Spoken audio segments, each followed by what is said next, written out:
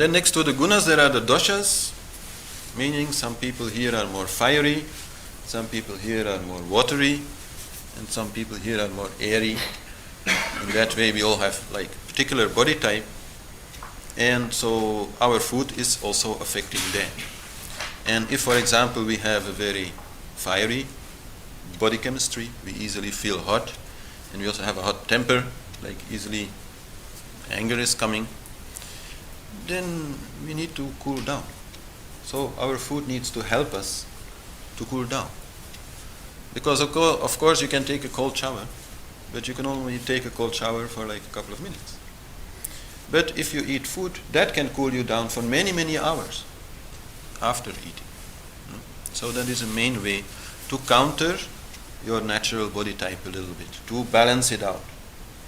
Same way, if you are more cold and moist, having lots of liquid, easily having a running nose, being more like emotional type, then you need a little fire. Then you need a little heat. You need a little help. It'll, boost your self-confidence. It'll make you strong. So there also food can help. And then if you are more like an airy person, meaning you are thinking a lot and you're more nervous in nature, having vata, not vata, then you also need to compensate that. And I explained that before, that there you need to have a little bit of both fire and water. Because if you only add fire, then you will dry out. And if you only add water, then you will cool down. So both need to be there. The vata types have the most difficult task actually in balancing out their body type. They have to be the most careful about the food that they eat. So this is another subject which is important and which is, as I said, very personal.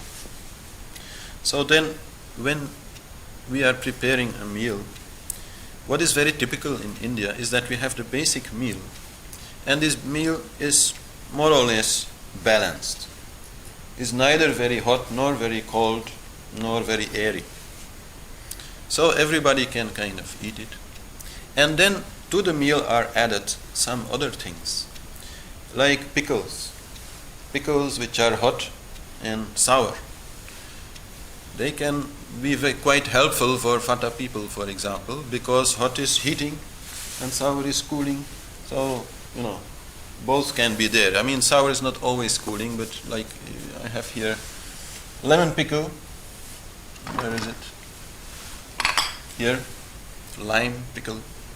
So lime is cooling, pickle is heating. So for vata people, this is like a very good thing to put on the table, and they can use it to better balance out their own body chemistry.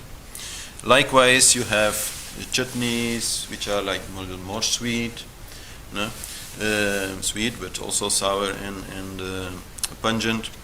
Then you have also raita. Raita is like a little salad but with lots of yogurt. And yogurt is very cooling. So for the hot people who are sitting at the table, that is very good. The others can take a little bit of it. Yogurt anyhow is a very good food. But the hot people, they can take a lot of it. So in that way, it is possible to cook for people and still allow everybody to kind of adapt what's on their plate to their particular body chemistry. So, and then in Ayurveda what is said is that food has 3 types of effects on the body. There's the direct effect of the taste. Then there is the effect during digestion, while you're still like feeling this food here being digested. And there's the effect after digestion. This is obviously a very logical way to look at it. So, and then when we talked about yoga and bhoga, yoga and enjoyment, then I was explaining that all sensory input has a drug-like effect, is affecting your feeling in a way that also drugs are affecting people's feelings, except that this effect may be a little less strong. But still, basically it's the same mechanism. Certain neurotransmitters are being released into your system, and that also makes people addicted to food and addicted to certain tastes. So when one is aware of it, one will be conscious about it and use some ways to avoid overeating, which then we might do if we are, like very much feeling like we need our drug. We need to kind of eat in a way that makes us feel better. So starting to feel good in the first place is like the first thing to do. But for example, saying, okay, when I start eating, I will put the amount of food on my plate which I believe I should eat, and I will not eat anything more. I will not then afterwards take more from the pots. I will just consciously, better before starting to eat, and before this taste start playing its game, decide how much to eat and not eat anything more. This is an important thing. And of course also, it should help you to avoid eating in between snacks. This is very, very disruptive for your system, that always, it cannot stop. It's very important for the digestive system that there is also a period of rest in which it can clean itself and digest whatever remains, and your system is kept in a good condition. But if every hour or 2 hours you're putting something in your mouth just for the taste of it, then it's not going to be very healthy. And then there is one very important rule, and directly related also to this problem, which says that if you are preparing a meal, it should have all 6 tastes. And why should it have all 6 tastes? Because that way all 6 tastes are satisfied. And you will be able not to think about taste and not to think about food and in between snacks and all that afterwards. You will really be satisfied. So that is a very, very important rule. And of course all 6 tastes in proper proportion. They should all be there. So this is something when you are cooking that you are thinking about. Do I have a little sour taste somewhere? Do I have a little salty taste somewhere? Do I have some pungent taste somewhere? A bit of bitter taste somewhere? Some sweet taste also somewhere? And then one which is not so much known here, astringent taste.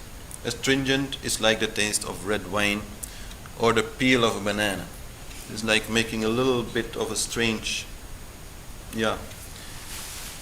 drying effect on your mouth. This is called astringent. So all 6 should be there. And all 6 also affect the gunas in a different way. And there's actually only one taste which is really a sattvic taste, and that is the sweet taste.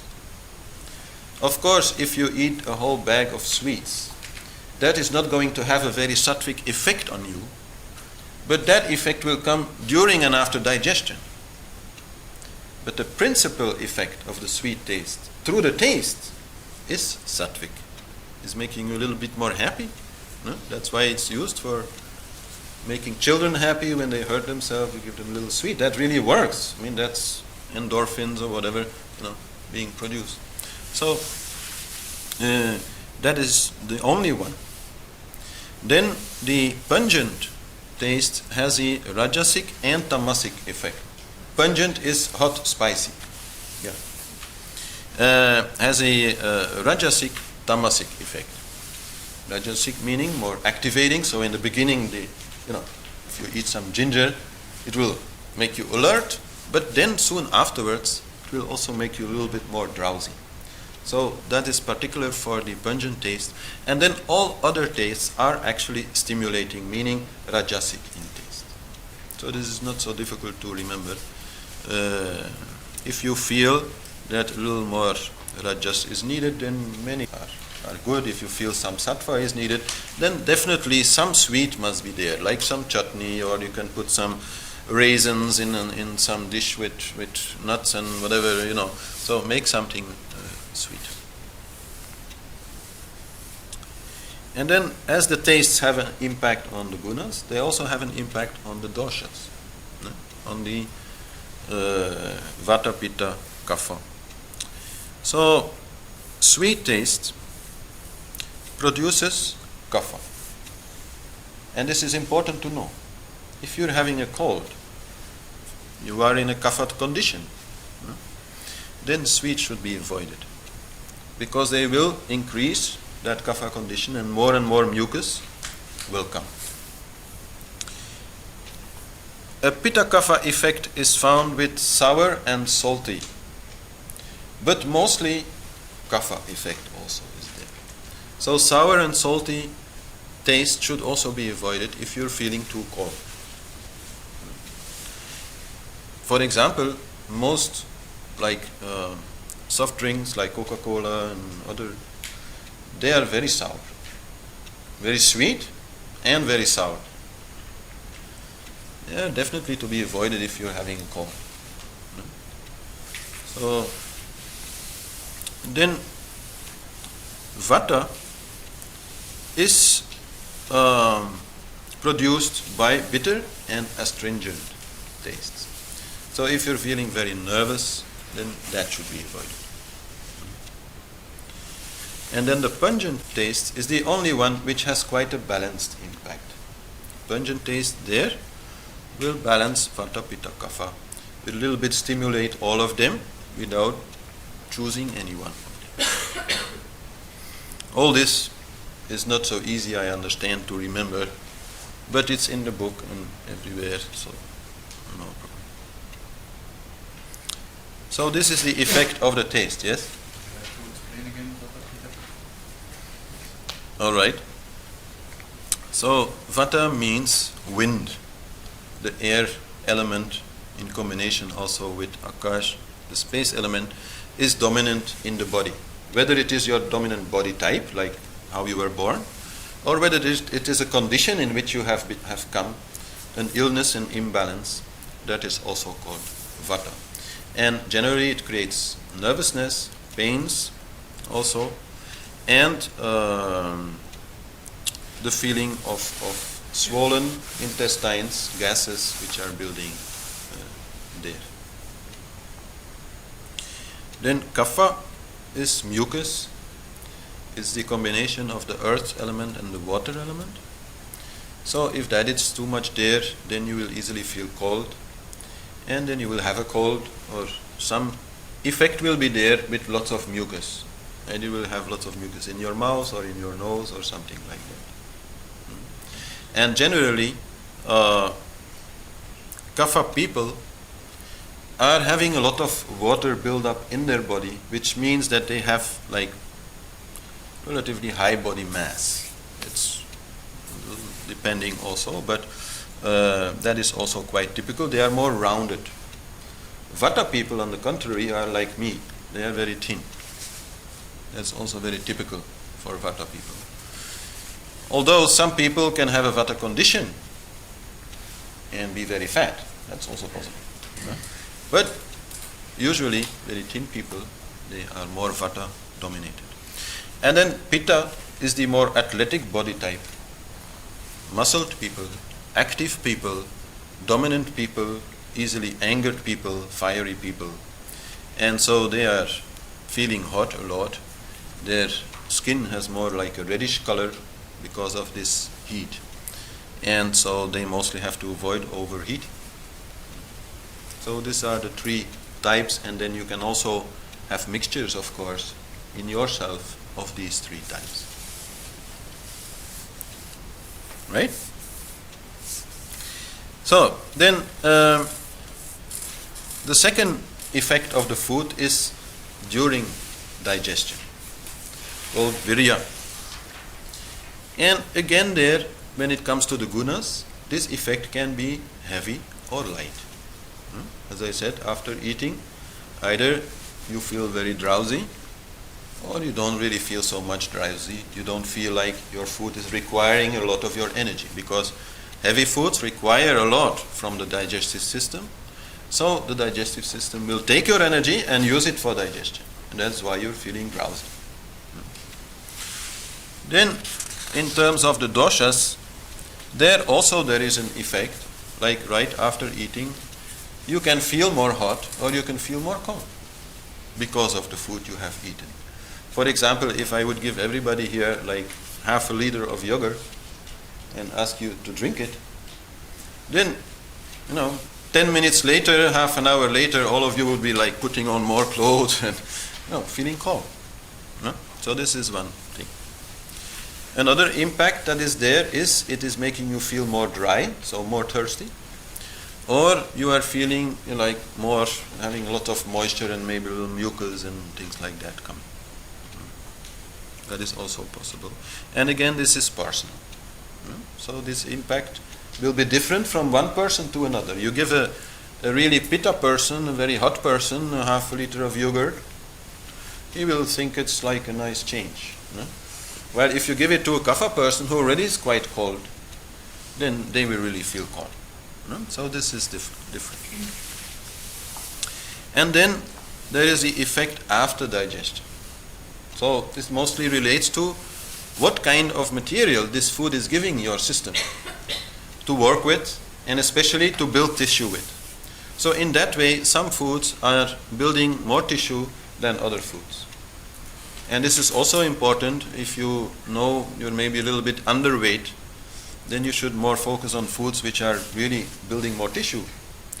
While if you're feeling you're a little bit overweight, then maybe you should avoid those foods and eat more foods that are reducing your body weight. So this is another impact. And also, of course, even after digestion, there is still an effect on your gunas, meaning that the quality of your food will affect your blood plasma and will there have an effect after maybe even 5 or 6 hours on how you are feeling, whether you are feeling a little like stupid and dull, or whether you are feeling very light and enlightened, or whether you are feeling very active. So all these things are there. So this is what I meant when I said first we're going to look at the theoretical basis. These are the things that you can study, and actually for every particular kind of food you can know, if you want, what it does on all these levels. So you can make a graph, a diagram of all the foods and say, okay, before digestion, after digestion, the taste, what's the effect on the gunas, on the doshas, and on other things. So you can really study that, and you already find quite a lot of that in the book. I'll not go into that in detail because it's just too much. But that's a knowledge that you can gain. But so I said I was going to make it a little bit more practical and a little bit more synthesized, taking out the main things that you can look at. So the first thing, definitely, if you're cooking, is these 6 tastes. Make sure these 6 tastes are there. Otherwise, you and whoever is around you will not be satisfied, and maybe the whole day they will start eating stuff, looking for this taste that they are missing, and maybe not even finding it. No? So this is important to do, and practically speaking, you just have to think about sour, pungent, sweet, bitter, and salty, of course, but usually if you make food, some salt is used. But the astringent, you don't have to think about it. If you start using some of the Indian spices, many Indian spices have some astringent taste. So that will come there then automatically, like let's say curcuma, yellow powder. Is quite clearly having an astringent taste. If you put it on your mouth, you will taste it. So many of these herbs and spices will do that. So that's quite easy to do. Yes? These 6 tests you must take during the day or each meal. Each meal. Yes. So that you are satisfied in that, and you are no longer craving one of these tastes, because your system really craves these tastes. It's not just like you, it's also your system. So in that way you have to a little bit be conscious about it. Then the second thing which is so important is, as I said, to have fresh food as much as you can. I mean, I understand it's not always easy, but it does not mean that you have to cook for hours. Most people who have eaten in my place, they know I can cook a good meal with fresh food in half an hour, maybe 40 minutes. It's not so difficult to do. But okay, if you don't have half an hour, then maybe you will need to use a little thing from the freezer or canned food or something like that, whatever. If you don't have the time, you don't have the time. But if you have half an hour, you can easily do it and learn to do it, because then you understand a little bit about food and you understand, how you can do it. And know which foods are easy and fast to prepare and which other ones take more time and are better, for the weekend when you have more time. So eat fresh food. You are really not just eating food, you are eating energy, you are eating life force for you and for the flora and fauna of your intestines. That is very important to keep those people happy also, so they'll do a good job. It's obviously also important in terms of vitamins. That is something we know here. And one detail, let's say, there is that if you're eating vegetarian food, then you obviously end up with lots of lentils, pulses, grains, things like that. And I'm not saying you have to eat them all like whole, like in the sense of, as raw as they come out of nature, because that may be hard to digest. But you still can try to go for those which are still alive. Some of these seeds, here I have like a mixture of seeds which I made. Some of these seeds, you put them in the ground, they will sprout. Some of these seeds, which have, for example, been split in two, you put them in the ground, nothing will happen. Ones are dead, the other ones are alive. So that's a big difference. So this is something to know. And then whenever you have to eat something which is maybe not 100% fresh, I mean like maybe food of yesterday, and a lot is left and you don't want to throw it, and you again want to use it somehow, then okay, you just have to add a little bit more of digestive spices to it so that it becomes less heavy, so that it becomes a little bit more light, that you're giving your system a little more power to digest it. We will talk about what these are. But there in India they have something which is called a tarka. A tarka is actually quite simply that you are heating a little bit of oil of some kind, and when this is hot, then you put some spices in it and boil the spices in this oil so that all the active ingredients will come out very well, and then you just put that with the food. This is the fastest way to do it. Like if you have soup from yesterday, you just bring the soup to boil, but you add a tarka to it. In that way you add a little bit more digestive power to it. And then one very other important thing here, to keep your food as much alive as possible, is not to boil your food, but to stew it.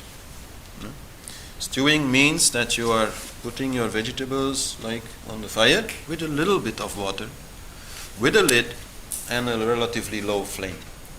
Then you will not destroy so much of it when you are cooking it. And even things like potatoes can be made very easily like that. We here in the West are used, you put potatoes in water and then you let them boil, and when they are done, then you throw away the water and you keep the potatoes, but actually in the water, a lot of the most interesting parts of the potato are there. So in Indian cooking, actually, whenever you do have to throw away some water, you don't throw it away. You try to reuse it maybe in another dish, like in a soup or something else. So, but to cook slowly on a low fire, a little bit of water, that is really the best way also to preserve the vitamins and the vital energy, the prana of the food. And then a third important thing, of course, is to eat vegetarian food, or to try to eat as much vegetarian food as possible. So why is that? When people ask me, why are you vegetarian? Then I always like to answer that I am a vegetarian because I am very selfish. I only want the best possible food. I don't want to eat low quality food. And this is really the basic idea in Ayurveda. And personally, I think if I eat a carrot, I don't believe he likes it. So on a moral level, I have not so much a problem actually with eating meat or something like that. I think, well, you eat, whatever you eat is not going to like it. And you can talk about that, animals are more conscious about themselves than carrots, so, better eat carrots. Okay, I don't mind, but for me that's really not the main thing and never has been. Never has been. It's always been about quality. So what's the difference in quality between vegetarian food and non-vegetarian food? Well, the first thing has to do with freshness. If I put a steak here and I put a carrot there, and next week we are coming back, then I'm sure the steak will no longer be here because somebody will have removed it. Because it's going to be rotten completely in 1 week. It's going to be smelling terribly in 1 week. While the carrot will still, be very eatable. Maybe it'll just be a little more dried out, but that's all. So basically, meat is a food that is never fresh. Even if, the animal has been killed relatively short while ago, from the moment it is killed, that food will start rotting and be of bad quality. And in Ayurveda they explain it in this way, that plant food is made from primary energy. And it is quite clear, primary energy coming from the sun.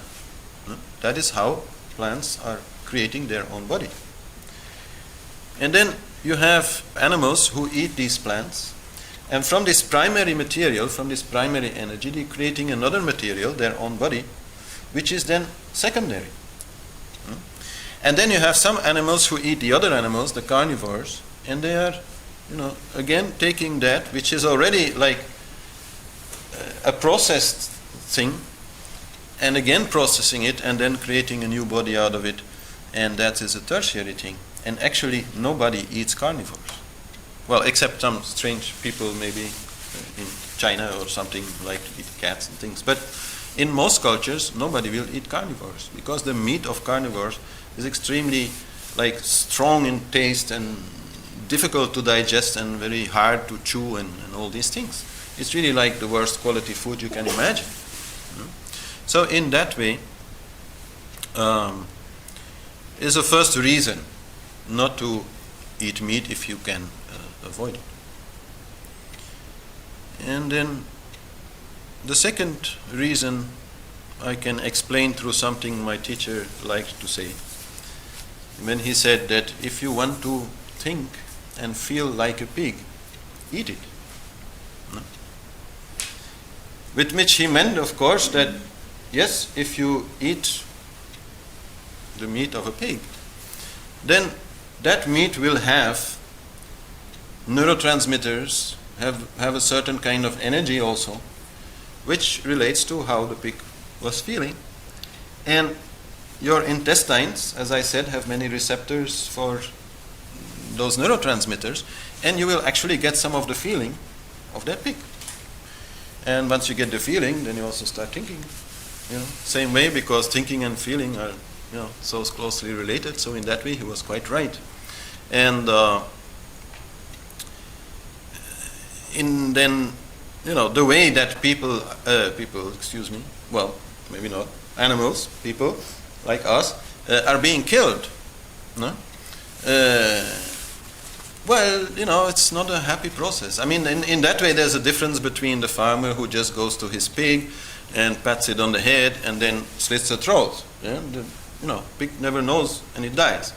But the way it is done now in modern, bio-industry, these animals are even, first of all, really having a bad life.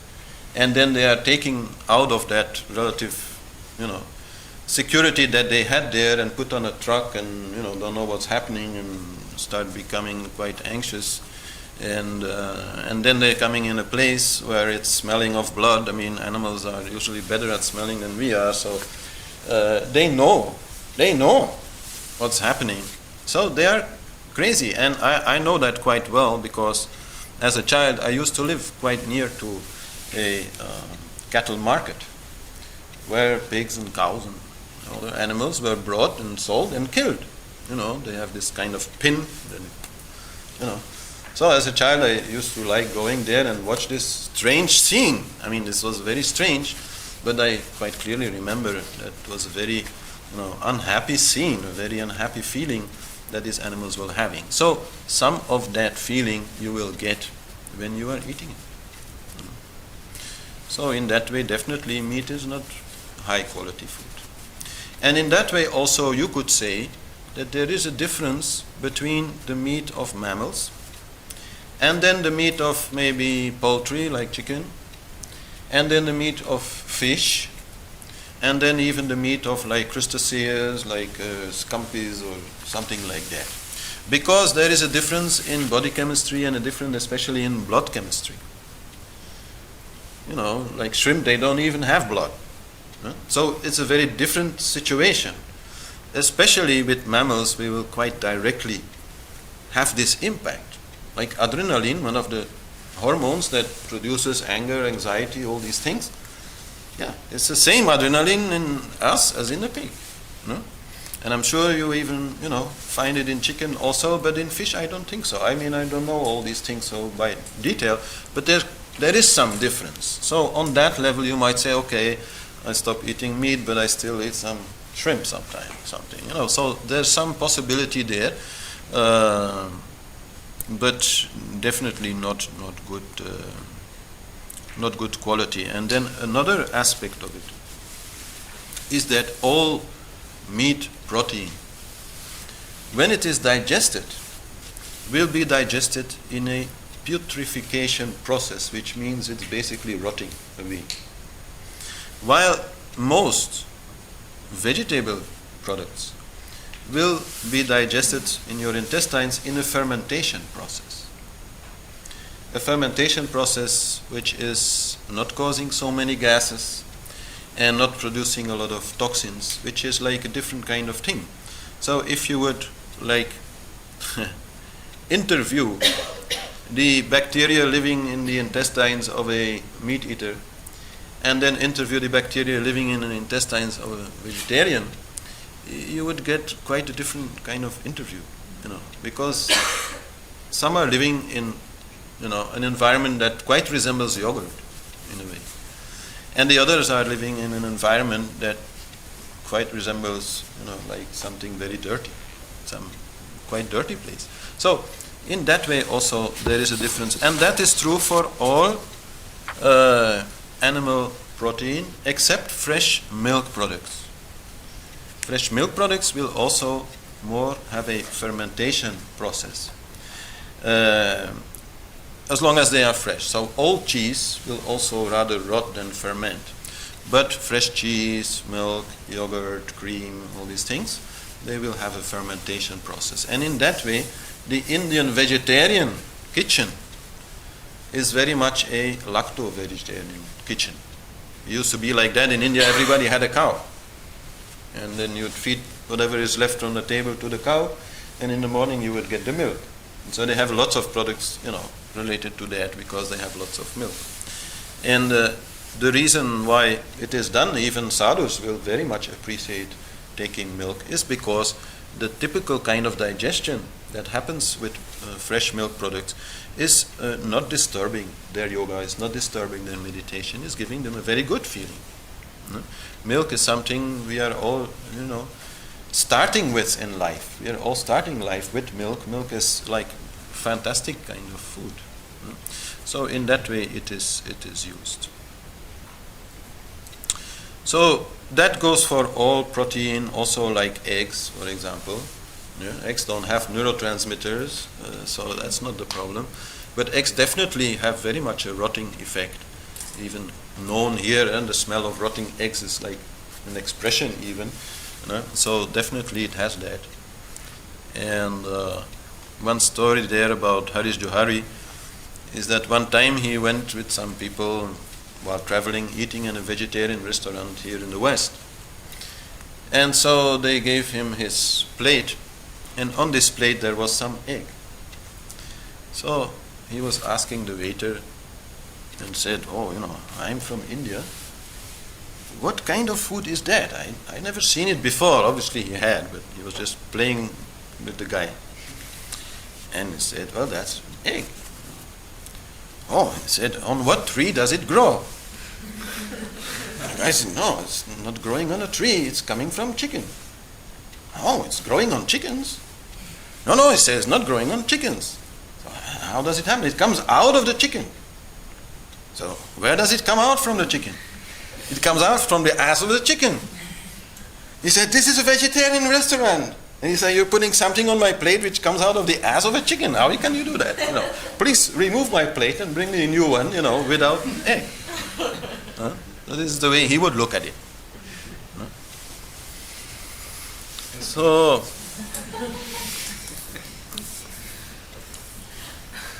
avoiding eggs, definitely not a bad idea. It's not so easy actually here because many cookies and biscuits and cakes have some egg in it. So it's not so easy, and I think you should also not be so strict about it. But to avoid eggs and omelets and all these things, definitely is a good idea. And another way actually to see that is to compare the smells produced by vegetarian animals like cows and then by non-veg animals like, let's say, cats or dogs. If you smell the breath of a cat or a dog, it smells awful. Well, actually with a cow this is not such a big thing. Okay, you might not so much enjoy it also. It's not a perfume, but it's quite a different thing. And especially if you compare the shit, what comes out afterwards, after the digestion, then the shit of, a carnivore is really terrible. Terrible smell. You want that out of your house as fast as possible, right? While with cows, actually, they make incense of it. You probably don't know that, but a lot of incense that you're buying in the shops here, as one of the basic ingredients, is cow dung. And cow dung is used in India to cover the walls. It's used to sit on. They put cow dung and they let it dry, of course, and then it makes a very nice surface to sit on. And it has hardly any smell. And they use it even for cooking.